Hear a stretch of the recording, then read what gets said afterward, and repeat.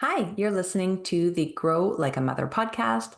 This is a podcast for moms, entrepreneurs, and neurodivergent folks who want to get a better handle on their time and energy management. I am your host, Jill Wright, author of Happy, Healthy, Wealthy, and Wise, and the creator of the Time Magic Seasonal Planner.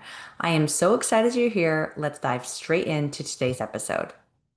Welcome back to the Grow Like a Mother podcast. I'm here with you again this week, explaining some of the finer details and the magic touches that are in the Time Magic Planner. Because if you don't have it, you don't know. But if you have it, you might not have had a chance to dive into the resources that are online. And I want to make sure that I'm calling out these particular pieces of the puzzle because they really do make a big difference when you incorporate them into your weekly planning. So, this is the first time I'm recording a podcast with the door of my office open, if you can see that.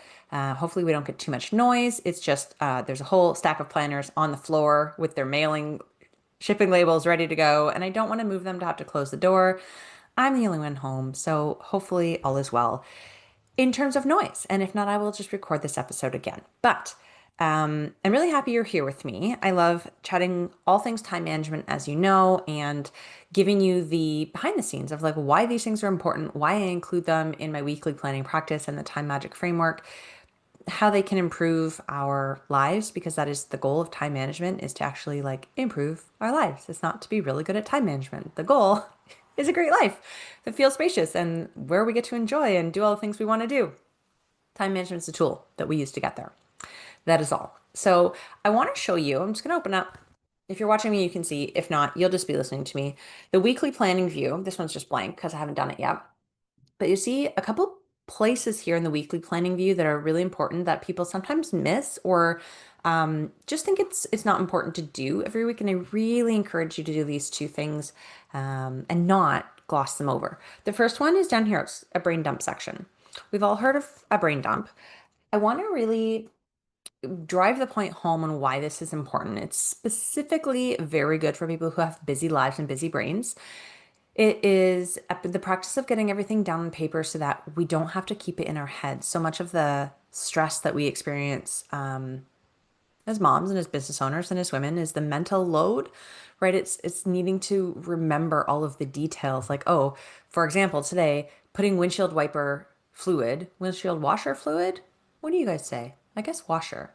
Windshield washer fluid in my car. I keep getting this notification. It's empty. Cool. I need to do that. That is just sitting in my head right now, and it keeps popping up every like hour or every time I get in the car. And I'm like, crap, I need to do this thing. I haven't taken the 5 minutes to do it. Generally, if something takes 5 minutes or less, my rule is just do the thing right then, but haven't had the right opportunity. And so that's an example of something that I need to manage in my brain. And that is just one example of the very many things that are floating around in my brain at any given time. I'm sure you can relate. You have a million of these things. It takes a lot of our energy and our capacity when we are constantly having to remember these things. And so what I like to do, yes, use lists, but also at the beginning of the week or at the beginning of the day, especially if you have ADHD, really good to get everything organized, get it out, get it off your brain, sort of feel productive as well. But do a brain dump.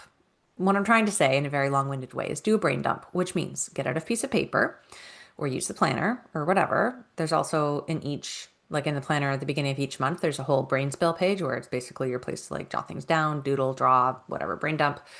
The idea is get everything out of your head and onto paper. And it's not necessarily just your to-dos. Your brain dump can be how you're feeling about something and that keeps coming up, or something you want to say to somebody, something you have to remember, something you have to do, sure, but also just whatever is in your head. Get it out on paper.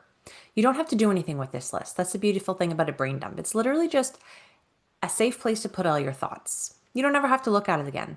Or you can use it as a reference point to go back throughout the week, make sure you've got all the things done that you want to get done, thinking about the things. When you have a few minutes, you open up your brain dump list and you're like, oh yeah, what? I've got a couple minutes now. What can I tackle? Because you're no longer thinking about the things. So they're not top of mind. So you do have to go back to the list sometimes. The really important things, of course, are never going to fall off of our list. They're never going to fall out of our brain. Even if we write them down, they're going to be there.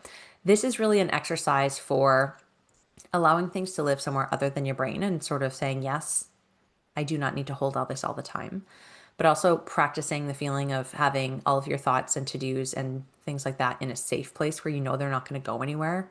The list is right there. It's not going to get lost. You're not going to forget. It's all written down. Really, really soothing for your nervous system. But this can also act as a list if you want it to. Another good practice for a brain dump, you can theme your brain dump to anything. Sometimes I'll theme a brain dump and it's more like a journaling session, but to fears that I've got or blocks or negative things or whatever, and then I burn those after and release them. That's especially a nice practice on a full moon. You can do brain dump and burn it, and that really is a beautiful ritual and symbol of like releasing the things. You don't need to keep the paper. So I hope that kind of gives you a sense of what a brain dump is. It's literally taking everything that's in your brain, dumping it on paper, and leaving it there to either do or not do with what you will. I like to recommend starting the week with a brain dump because if you get the Sunday scaries, it can feel very anxiety provoking to think about the next week. So if you can get it all on paper, work with what you've got, start the week with a little bit of a lighter mental load, that's always a win. The other thing that I encourage you to do throughout the week, and I'll show you here again, tiny little thing right at the top. It's called the Glimmers section. And I got this idea about glimmers from Kelsey Letko, who is a coach and hypnotherapist. And she explained glimmers to me as like little pockets of joy. If triggers are things throughout your life that kind of like activate your nervous system, glimmers are things that like calm your nervous system, right? They are seeing the rainbow or hearing the birds sing when you went for your walk or unexpectedly getting a large size coffee instead of a medium when you ordered or just these little things that pop up that mostly we let them go by either completely unnoticed or give them half a second of like a quick smile or, acknowledgement, and then we move on with our day. And the point to the glimmer section is that I don't want you to just move on with your day. I want you to remember these beautiful, life giving, supportive, enriching, nourishing things that happen to you throughout the day. Because there is a part of your brain called the reticular activating system. Its whole job is to help filter information. There are millions upon millions of pieces of information within our realm of perception at any given moment.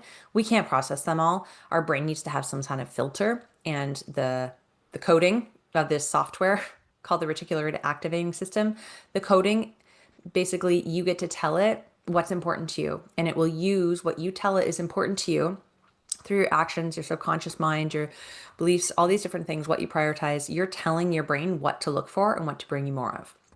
And so if you are focusing each day on jotting down the good things as they happen, guess what? You're going to start to notice more good things. This is not magic. It's not like more good things magically happen to you, although that can happen when you raise your vibration. What happens though is your brain is noticing them more. So if you get in the habit of noting down a couple things each week, maybe even one every day, that just made you smile or like I was out for lunch today and waiting in line. It's a really popular restaurant, so we were there right at 11:30 when it opened for lunch, and staff was handing out little samples of a local brewery's IPA to everyone who was waiting in line in the sun, and that was just so lovely. Like that is a glimmer right there. And so, what I do each week, of course, record the glimmers, but what I make a practice of doing is either in combination with the end of a month or a full moon cycle, new moon cycle. I sort of try to do it once a month as I go back through the previous weeks in my planner and I note down all the glimmers and I write this little, it's like a journal entry, I guess. It's like this beautiful recollection of all of the beautiful, wonderful, lovely, happy things that made my month wonderful. Because if I don't do that, I don't remember them. But when I get the opportunity to go back and look through the last 4 weeks of amazing things that happened to me, I mean, there's no better feeling. I am elated. I have raised my vibration and my frequency in just 10 minutes that it takes to do that. You sort of get to relive through the experience. These things where we have to take time and write pen to paper can often get set aside. The brain dump, the glimmers. We are busy people, right? We are busy. We don't always have the time to do these little extras because we think, it's not important, or, oh, I'll remember that, or, oh, whatever, right? It's fine. I can just leave it on my to-do list or leave it in my head or whatever. but you don't realize how much you're missing out until you do the practice. And so I would encourage you, whether you have a copy of a Time Magic planner or just any other planner or no planner at all, I'm sure you can find a piece of paper, a post-it note, scrap cardboard, egg carton box, whatever. Find something and start brain dumping. Find a place where you can write down your glimmers, or even get in the practice of like at the dinner table asking your family member what were their glimmers today, right? Sometimes I do the rose and thorn with my kids. Maybe you just do the glimmers. Maybe it's just the roses, the wonderful, beautiful things that happened, right? It doesn't have to be the favorite part of your day like a rose necessarily, but the idea is to acknowledge them, train your brain to look for more of them. You cannot imagine the lens with which you look at the world and with which things are presented to you. It changes completely. It's like putting on a brand new pair of rose-colored glasses, except nothing else changed in your world except that you're now noticing the good things. I cannot recommend this highly enough. I'm so grateful for Kelsey for introducing me to this idea, because this really like is a core component of the weekly planning framework that I use and that I teach my clients. So that's all I got for you guys today. Short and sweet. I wanted to highlight the importance of these little journaling and note-taking practices. I think that they're important. I'd love to know if you do them. Have you? Lots of people have heard of a brain dump before, but are you consistent with it? Do you practice gratitude and take a moment out of your day, your week, your month to really acknowledge all the beautiful, wonderful things that are happening in your life, or do you let them pass by? I'm so curious to know. Hit me up, leave a comment here on YouTube or on Spotify if that's where you're at. If you're on Apple, you can't do that, but you could shoot me a note on Instagram, Girlic Mother. That's where I'm at. As always, I hope that you guys are having a great week. I hope that back to school season has not been too crazy. If you have little ones who are back in school or heading back to school soon, I'm going to do an episode soon about like seasonal changeover. I also want to do an episode about fall equinox, and there's a lot coming up that I want to talk to you guys about because it's such a potent time of year. For me, fall always feels like the beginning of a new year. And I think that that's pretty fitting. A lot of traditions sort of use this as the starting point of a new season and a new year. So that's it for me. If you feel so inclined, if you're enjoying these little episodes, these sort of mini series that I'm doing, sharing with you the different components of time magic, please let me know. You can share the episode, you can rate the episode, you can leave a review. This stuff is all super helpful to sort of tell the algorithms and the powers that be behind the computers that this is valuable content and you're getting something out of it, because otherwise I am just a girl talking to her computer screen. So really appreciate you being here. Really appreciate you listening in and sharing and commenting. And most of all, I'm proud of you for trying the things. I hope that after each episode you take at least one action and just see if it works. And sometimes they're not going to work for you. They're not for everybody. These tools are tools that are better suited for some than others, some seasons than others. Not everything is meant for you, but I trust that you are guided to listen to the episodes that are for you. And if you try some things, even if you realize it doesn't work for you right now, you can keep it in your back pocket. But most of the time, you're going to get some value out of trying the thing. It's going to make a shift that's going to be impactful in your life and give you some extra time and space to feel the way you want to feel in your life and move through the calendar in a way that is really intentional and aligned. And that is my goal. Okay, until next week, everybody, keep on growing like a mother.